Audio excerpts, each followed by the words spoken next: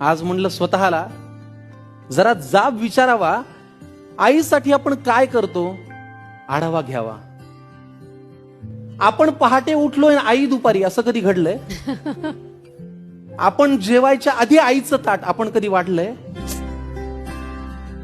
बरं, तुम्ही घरी येताना विनाकारण आईसाठी काय आणता? तुम्ही घरी येताना विनाकारण आईसाठी काय आणता? बरं तुम्ही सांगा, तुमच्या स्वतःच्या आईचा फेवरेट कलर कोणता? देवा, आईला हवं ते मिळू दे अशी प्रार्थना कधी केलीये? पाहिलं का आई शेवटची कधी ऑनलाईन आलीये? तिच्या बर्थडेची पार्टी तिच्या मैत्रिणींना बोलून आपण कधी देतो?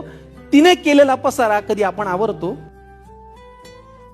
तरीही बाळाला कोणी बोललं की तिचं मन येतं भरून, तरीही बाळाला कोणी बोललं ना की तिचं मन येतं भरून, आपण बोलताना मात्र विनाकारण शिव्या आईवरून.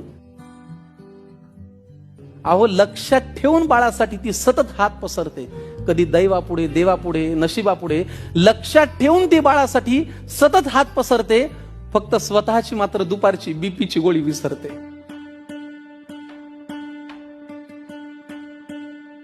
आईची आईहून बाळांनो कधीतरी वागा न. आईची आईहून बाळांनो कधीतरी वागा न. तिचा खडबड हात